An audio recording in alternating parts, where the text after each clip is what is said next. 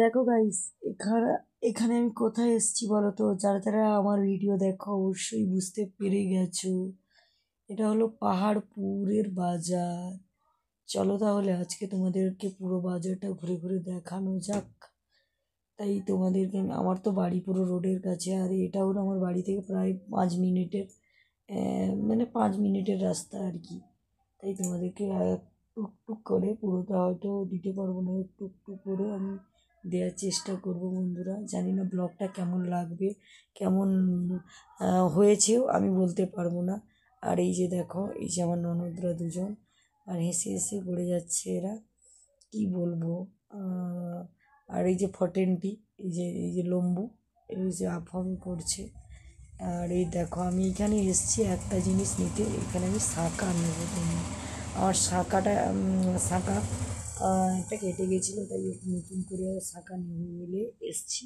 তাই শাঁখা দেখা হচ্ছে এখানে। আর মার্কেটেও ফুচকা খাবো, আর কি কি করি না করি। প্লিজ সঙ্গে থাকো, পাশে থেকো, ব্লগে চোখ রেখো। আমাদেরও মার্কেটটা এখানে প্রতাপ দিঘির মতো অত বড় না হলেও মোটামুটি বড়। এখানে সব রকমের সব কিছু পাওয়া যায়।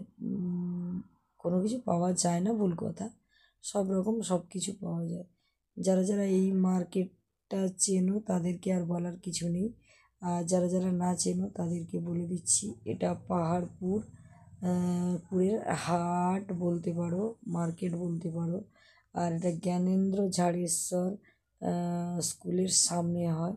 আর এই যে শাঁখা দোকানিটাকে দেখছো, উনি হলো প্রতাপ দিঘি বাড়ি দাদুর, বাবার বাড়ির কাছে। আর আমি ওখানে তো থাকি, তোমরা হয়তো সবাই চেনো দাদুটাকে। দাদুটা অনেক জায়গা হাটফাট যায়, তাই এইখানে আমরা এসছি আমার 3জন মিলে। কি করতে বলো তো?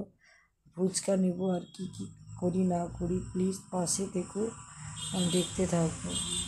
আর যারা যারা এখনও ভিডিওটা স্কিপ করেছো তাদেরকে বলবো স্কিপ করো না, পুরো ভিডিওটা দেখতে থাকো, আশা করি তোমাদেরও ভালো লাগবে। আর এইদিকে দেখো লেবু দোকানগুলো, ডাব দোকান, লেবু দোকান। আর এই সাইডে এটা তো মেন রোড, তোমরা জানো। আর এই দিকে দেখো ফলের দোকান, ওই দিকটা পুরো সবজি মার্কেট। আর এই দিকটা দেখো, এখানে লস্যি, তারপর এইদিকে তো শরবত দোকান, বিভিন্ন দোকান যা হয় আর কি। তাই তোমাদেরকে একটু তুলে ধরার চেষ্টা করলাম, তোমাদেরকে শেয়ার করার চেষ্টা করলাম। যদি আমার ব্লগ ভালো থেকে লেগে থাকে প্লিজ তোমরা দেরকে এইটুকুই বলবো, যদি ভালো লেগে থাকে প্লিজ কমেন্ট করো, আর যদি না ভালো লেগে থাকে তাও কমেন্ট করো। আর পাশে থেকেও সাপোর্ট করো, ভালোবাসা দিও, আর কিছু না। তোমাদের ভালোবাসা ছাড়া কোনো দিন কোনো কিছু করা যায় না গাইস। তোমরা ভালোবাসা দিচ্ছ বলে আমারও মনে উত্তেজনা বাড়ছে, যে আমিও আরও 2-4টা ব্লগ বানাই এরকম করে করে।